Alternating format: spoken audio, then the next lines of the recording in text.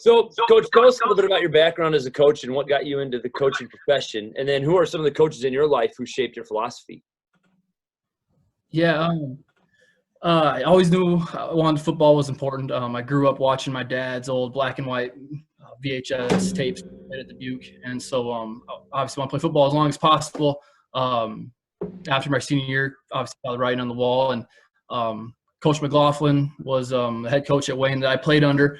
Had an opening for a graduate assistant. Jumped in head first and absolutely loved it. Learned a bunch from him, and then my first year as a GA, I guess, Coach John McMillan came in, and he's probably had the biggest influence on me as a coach. He's now our head coach at Wayne State, and he's a big reason why I came back to Wayne from Shattern. Just really love the way he obviously his style of offense, and then on top of it, the way he handles people, treats kids, the way he teaches. Learned so much stuff from him that way. And then the last one, when I was out of Shattern, Jay Long, amazing head coach, great human being. Learned so much from him as far as eventually someday being a head coach, again, handling people, learning some new things as far as recruiting, fundraising, things like that. He does a tremendous job with all those things, and kind of all shaped together to where I am now, and excited to be back at Wayne State where I played, and that's some of my best friends in my life there. And then, like I said, the guy who's had the biggest influence on me in my coaching career is now the head coach I get to work for. So I'm very fortunate and excited about that. Early in your coaching career, you coached mostly wide receivers and even continued in that role as you transitioned to offensive coordinator. So what are some of the key coaching points that you would start with each year when teaching your position group? Yeah, obviously a little biased. I was a wide receiver back in the day, and I love the position. Love everything that goes with it. It takes a special mindset. I truly believe that. One of the first things that we addressed is that mindset. I mean, we running back gets the ball 10 times, they're upset. A wide receiver touches the ball 10 times. That's a heck of a day. So we don't see the ball as much as other positions. We usually spread the wealth out. So when we got to be in it for each other. So the first meeting we always have is we're going to celebrate all wins, and no matter whose it is in our room, we are going to celebrate everyone's success. And ultimately, every big play in a football game, about 99% of the time, is because wide receivers. Whether it's throwing the ball, obviously it's us catching it, O-line blocking, QB making the throw. But long runs, whether we're push cracking, getting to the safety, getting that third level defender, getting them blocked, we are creating all the big plays on a football field. And so we want to celebrate all those wins. I get probably more excited celebrating blocks and things like that than more so than a guy mossing someone in the red zone, things like that.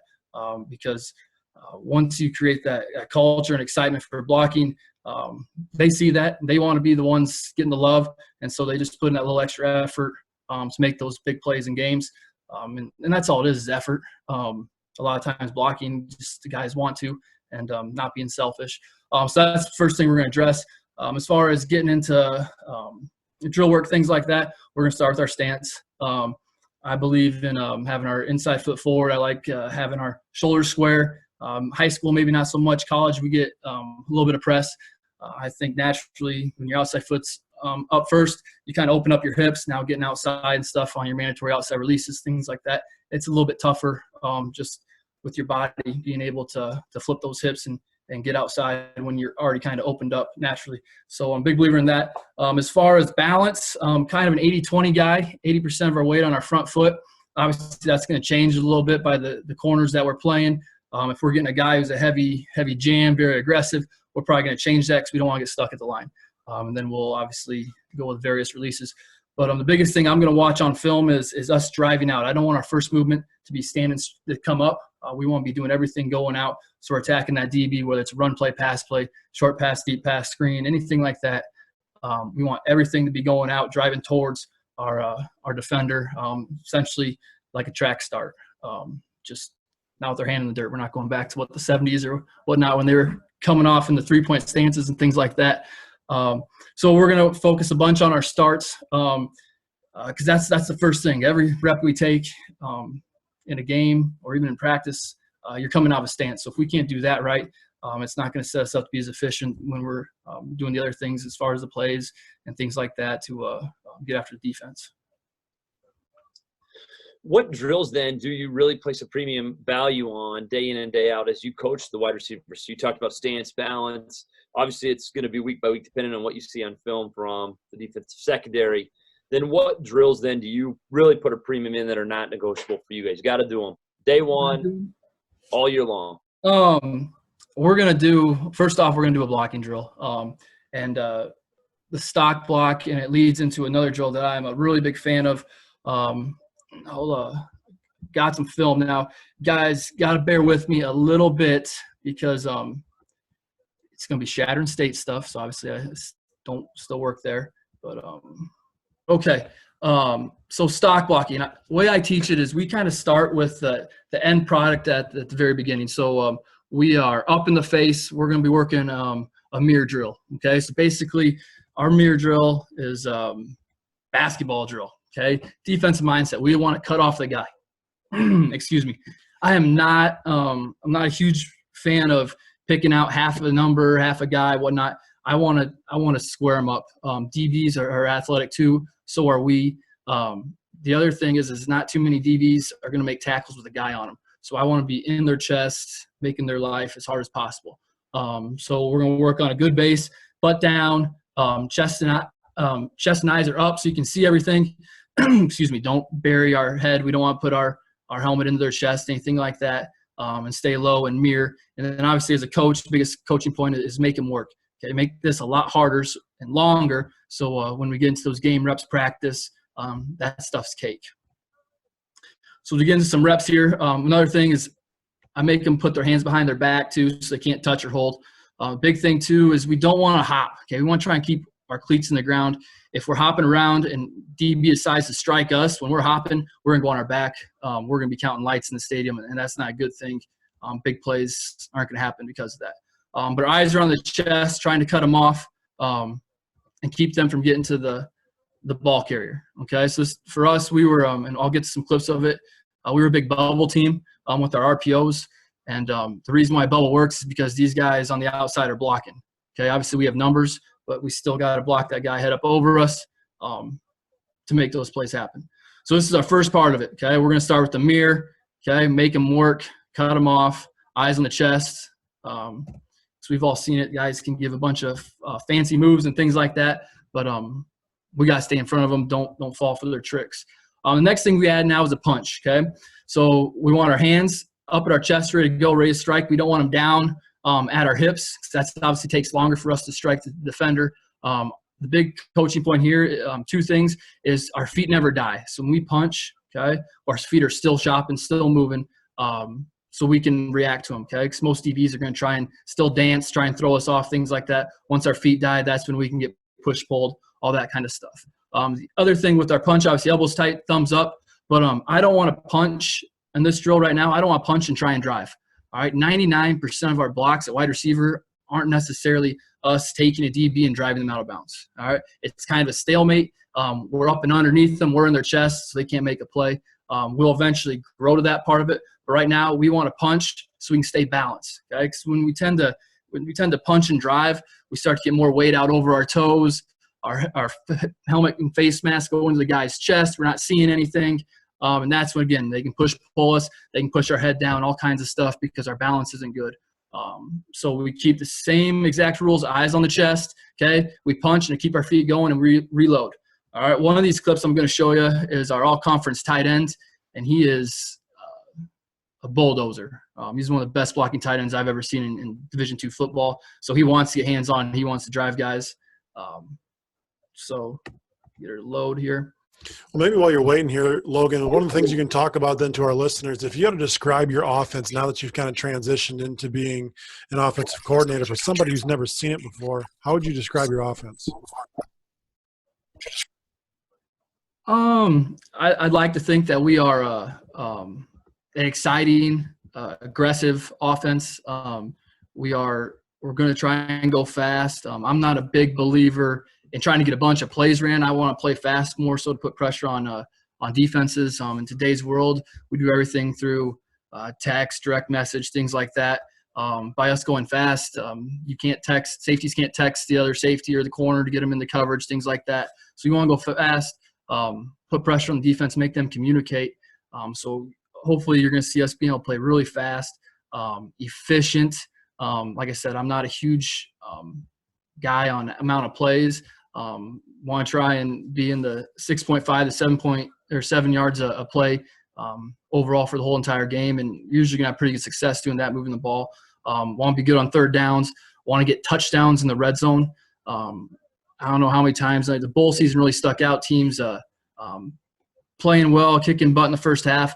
Well, they just come away with 3 field goals. It's 9-0, 9-0, and 21-0 are 2 totally different ball games.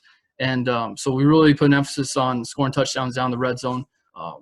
But we're going to try and we're not going to be overly complicated. One of the greatest things I learned from Coach Long being out there is don't necessarily get too cute, designing a bunch of different things.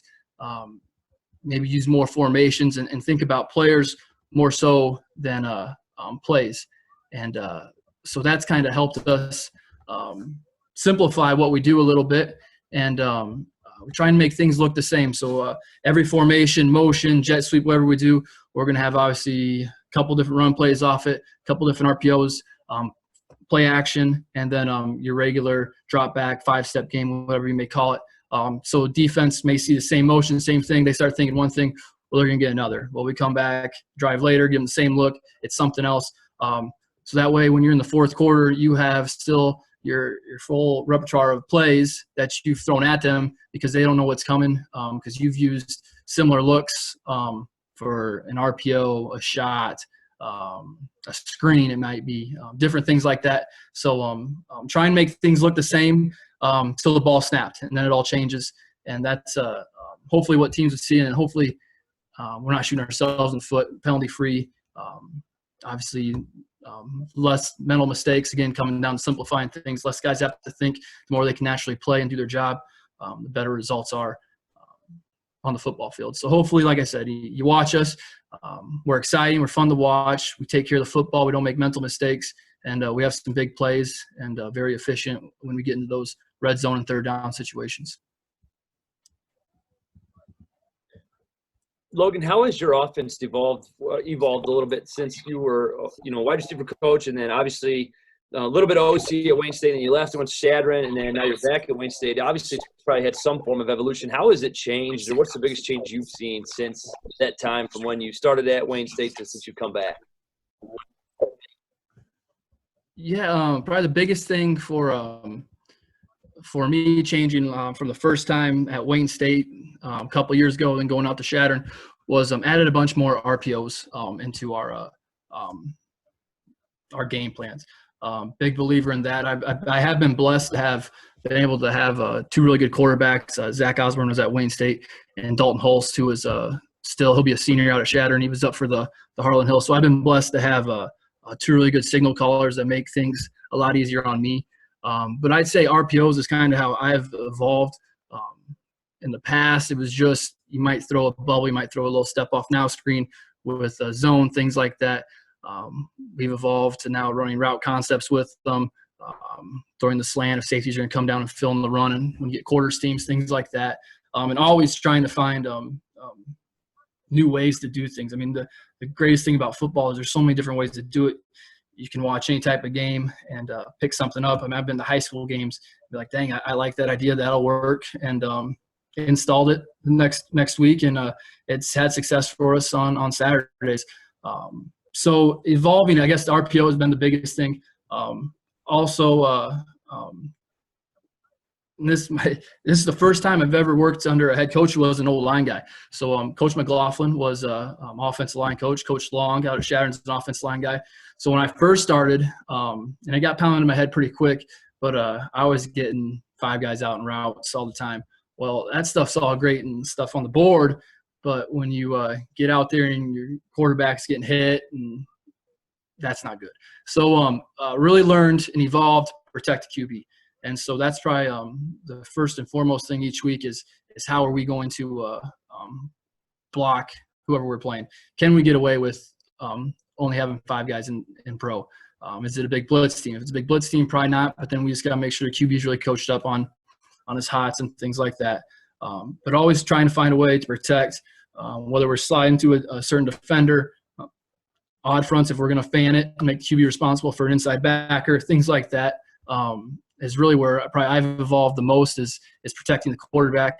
And last year, like I said, Coach Long was awesome. He's a great old offensive line coach and obviously head coach. But we were able to lead the league in the least amount of sacks given up, which is obviously an important thing. I think we threw it the second or third most in the conference. So that's always a plus, keeping that guy clean. And when we were able to keep him on his feet, that quarterback, like I said, he's pretty good. He threw for quite a few yards and touchdowns and made our offense really go. Looks like your video you have up ready to rock and roll. So go ahead and finish your discussion here on some of your drills, your coach. Okay. So right now, going back to our drill work, so right here now we got our punch with it. So you can see this guy to our right is really, really good. He punches, he's balanced, he's keeping right underneath that guy's chest. Eyes are on his chest. He's ready to go. Guy to the left, like I said, he's a tight end and he's a mauler. And so it's a little bit different for him. You can see his punch, though, is maybe a hair wide. He gets her. He does do a good job replacing his hands. And then we get back here. Whoops. And then we add the full stock into it. Okay. So now we start in our stance. Okay. You can do a couple different ways. These clips aren't going to have the DB back pedal, but you can progress to that with the defensive back pedals. That's when the wide receiver knows he has to come to balance and kind of close the gap, take the air out of it so that guy doesn't have a bunch of room to dance and make him miss. And then the mirror drill takes over, and then on a whistle, I'll give them on the strike, shoot the hands, and we're good to go there as far as foot fire, balance, mirroring the defender still, and ready to react to whatever he may do after that. So here they come off, and we're just going straight into the mirror drill. We're not backpedaling. Like I said, you can add that to this drill. The one tough part is see this guy to the right, he gets kind of his feet caught, his feet's kind of die, he gets flat-footed, and the guy jukes him. So obviously you want to avoid that. Obviously having the back pedal in there helps that part of it. But you can see here, this guy to the right does a much better job. He's always in front of him, gets him cut off. The only thing I don't like is see where his hands are. Hands are too low. We want them kind of up by our chest so we can quick strike. When we go to punch, it's a long ways for your arms to travel. The other thing too is I know not everyone has this luxury, but I absolutely love filming individual during practice. This is where you work on your little things that carry over the big things on the game setting. And just it's a great teaching tool. So right there, like I said, we did this during the summer, my first summer there. If we couldn't meet because Cara, don't want to break those NCAA rules, but if we could have met and watched this film, would have been all over him. He would have been great, except for we need to fix those hands. Those hands need to be up, quick strike, ready to go, and be ready to punch and engage that defensive back. This drill now is probably one of the biggest ones. Like I said, we are big. I'm teaching. I want to take the man straight on. Okay, that way it gives our ball carrier a two-way go. You can kind of tell if the DB wants to shoot inside. Well, now it's easier for us to wall him. If he wants to stay outside and try and keep contained, well, now we can push him and take him to the sideline. But this drill, 2 wide receivers, you get them lined up on the line on the field, pick out a yard line, match them up, and they're going to lock up, grab each other's chest. They're going to try and overtake each other and almost reach block the other one. So whichever way, if we're going to the right, the wide receiver going to the right, his right arm's going to try and lock out and push that other wide receiver's shoulder back. And he's going to try and pull him with the left to try and spin and pin him to get outside or get inside, whatever wherever the play may be going. Again, good base and balance, eyes up. And if your feet stop, you're going to get reached and get beat. So it really forces them on contact, or since they're engaged in contact, to keep their feet moving. And like I said, this is huge for us in our bubble stuff and any type of blocking on the perimeter. So here you can see, again, hands aren't the greatest. We got to get him inside. I don't like his body demeanor, body language. He's looking straight down. They should be looking at each other's chest. We're going to take off. They're going to try and reach. And as this drill evolved, they start thinking a little bit like DB. They're swatting hands off. They're learning to replace hands, things like that. You can kind of see it there by the little wide out to our right. He tries to get his hand inside, but just trying to reach them, and it can go if you got two equal guys, it will go for a while. But again, they're fighting against each other. So each of them are trying to reach each other using strength on strength, and really was a great drill for us as far as being able to keep moving their feet. There's a pretty quick one. And so when we're trying to get the ball outside on bubble, things like that, we're taking a man on. And if we can reach them to the outside, that's what we're going to try and do. Outside zone, toss, jet sweep, things like that. See, they're still babies. This was, like I said, we had one spring of doing this. They don't quite have that killer in them yet to swat the hands, get the other hand in there, and beat up on the other guy. And then we get into some clips of it. So wide receiver down here at the bottom, we're going to run jet sweep, motion, we'll split zone on RPO, throw a bubble out to him. You can see how he's out there engaged, and he just reaches. Again, great blocker, getting him pinned.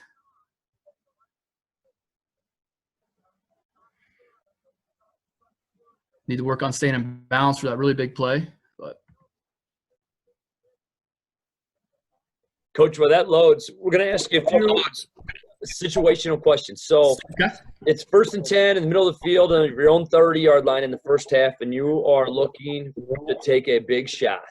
Okay. What play are you calling, and walk us through your thought process before you make such a call? Okay. Going to go obviously during the week. Ahead is what type of are we playing? Are we playing a heavy man team? Are we playing a zone team? Are they aggressive? Are they blitzing? Things like that. If we're going to team that's going to play a lot of man and heat us up, we're probably our shot play is probably going to be something off a base RPO double move. So I'm a big split zone guy. I absolutely love it. So whether we're in 12 pers or 11 personnel, we go with a split zone. We call it Rome and London. We're faking zone to the right. Going to ride it, and then he's going to pump fake like he's throwing, maybe double slant off of it. If we're in a wing tight end, slot, and outside receiver, what we called it fat over. And actually, there's the clip right here, as you can see on the screen. If you guys still got it up, that's what it'd be out of. And maybe we're going double slant. So number two is going to work to that inside shoulder of the alley defender and get vertical occupy that safety. The outside guy is going to work that flat under slant for 2 steps and stick it and get outside, first that man coverage. And again, it's something that it's one of our base plays. We do it every week. And so teams are going to know it. And like I said, we're going to use their aggressiveness. They're coaching against them. I mean, they're going to see that. They're going to know what's coming. And the nice thing about doing it early in the game too is then it hopefully, knock on wood, we hit it. It's a big play, and it sets up that play becomes safe the rest of the game because in that DB's back of his head, he got beat on that same exact look, and so it kind of changes the dynamics for the rest of the afternoon. If we can hit it, and even if we don't necessarily hit it, sometimes scaring them is just as effective.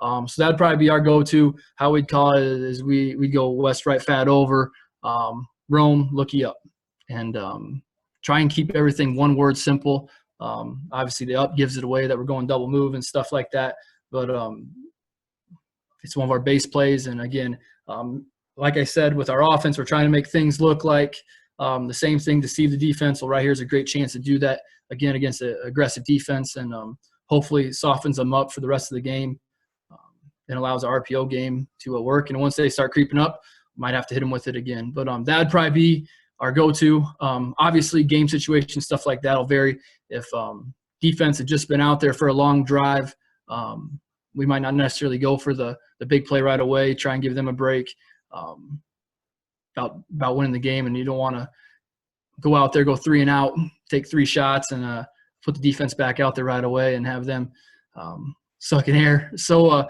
all that stuff goes in, and that's another thing that learned a lot from Coach Long as far as laying out game plan for the whole team and what he wanted to see and working together. Just thought it was awesome to be on the same page with the defense, and I'm there. But if Coach Long defense is getting stops, that'd be our go-to. Take a shot, get after him, try and get the scoreboard rolling for that Saturday afternoon. All right, so you got your film here working again, so you can go ahead and you can finish up with that piece as well. Okay. So here's just another one out here. Don't want to jinx us. Again, it's just going to be bubble down here now. The coolest thing about this is, again, I talked about right away, one of the first things in meetings, this cat down here, great player, over 1,100 yards, 16 touchdowns, most talented player, but he really stepped up this year blocking. I mean, he just absolutely owned defensive backs, and I was so proud of him for that, and that's what's going to get him to the next level. So he kind of gets a two-way read. We're trying to see how we're taking a man on, and he's trying to fight to get him reached, and the rest is history. Just like I said, that makes my heart feel better than them catching a 50-yard touchdown pass. Well, while that's loading here, we got one of our last questions here for you. When we're looking at heading into next year, whenever it's going to start, whenever it's going to be, what are some of the things you're researching or looking more into, and what are some of the type of resources that you've been consulting so far? Like I said, RPOs are they're game changers, and always look for new ways to things that would fit what we do now at Wayne State. But the NFL Game Pass is now free. I saw that on Twitter, so I've been watching bunch of Chiefs games, and they got coaches film on there, so you get the wide and tight, and man, is that NFL film beautiful. I mean, you can just see everything. So been spending a lot of free time watching the Chiefs, trying to take things that they're doing. Another thing, obviously, with the RPOs, they're doing a bunch of condensed sets, whether it's bunch or cluster sets. Again, making defenses have to communicate, guys crossing and stuff when the ball's snapped. Just looking for different ways to put pressure on that defense, and obviously learning and making our playbook more dynamic and things like that. And the cool thing too is you see some of your plays that we've been running that the Chiefs are doing. They're just doing them out of different sets. So really, it's not a big learning curve for our guys and things like that. So that's probably been the biggest thing. Is I'm whenever I get free time, boys go to sleep, wife's watching her shows, sneak on the computer and watch that NFL Game Pass and watch Chiefs, and steal some RPOs, different formations, run some stuff out of, and even possibly a few new pass plays.